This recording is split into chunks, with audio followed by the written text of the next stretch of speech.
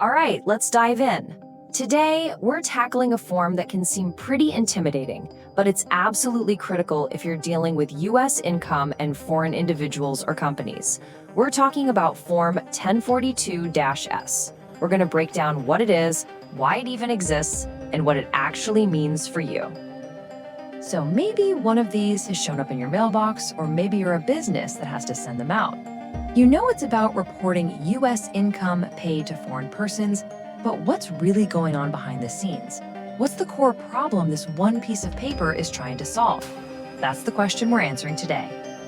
You know, to really get why this form matters, we have to zoom out a bit. We need to understand the fundamental challenge the IRS is facing, which is really a global problem of jurisdiction. And here it is, the core issue.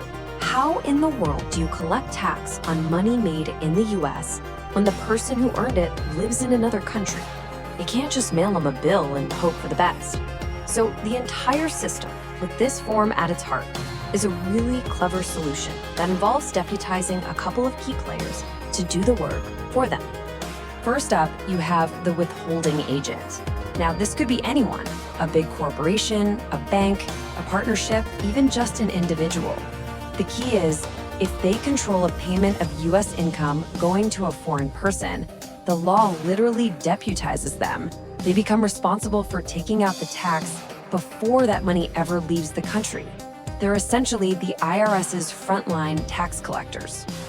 Next, of course, is the recipient. But here's a super important distinction. The entity that receives the payment isn't always the person who actually gets to keep the money. It could be an intermediary, like a foreign bank acting on behalf of its client. And that right there is a huge reason why the whole system relies so heavily on getting the right paperwork. And that leads us directly to the main enforcement tool of this entire system. See, if the IRS doesn't have the information it needs, it tells its withholding agents to just assume the worst case scenario for taxes. 30%. This number is everything. It's the default withholding rate on most types of U.S. income paid to foreign persons. Think of it as a really powerful motivator to get your paperwork in order. Because if that withholding agent doesn't know who you are or what tax treaty might apply, they're legally required to withhold at this very high rate. And hey, don't just take my word for it. This is a direct quote from the IRS instructions for Form W-8BEN. That's the form foreign individuals use to prove who they are and claim any tax treaty benefits. It's simple, right? No form, no proof, you pay 30%. It's a crystal clear cause and effect setup. Let's look at what this means in dollars and cents. Say you're supposed to get a 15% tax rate because of a treaty on a $1,000 dividend. If you provide the right form, they withhold $150 and you get $850.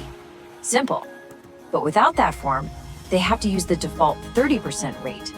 Now they're withholding $300 and you only get $700. That missing piece of paper literally doubled the tax taken out.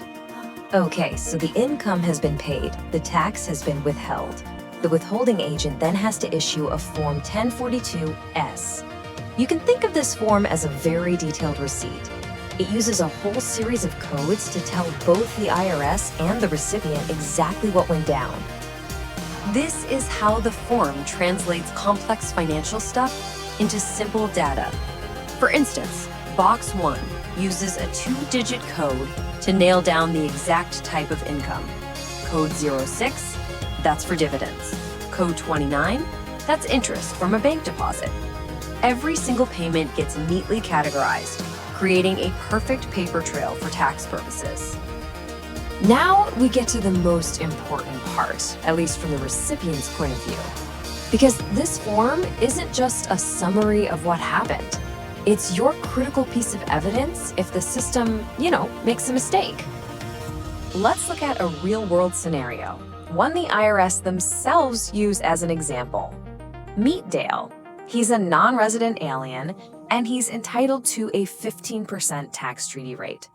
But his withholding agent messes up and withholds the full default 30%. So what's he supposed to do? Is that money just gone? Well, this is where the Form 1042-S becomes his golden ticket.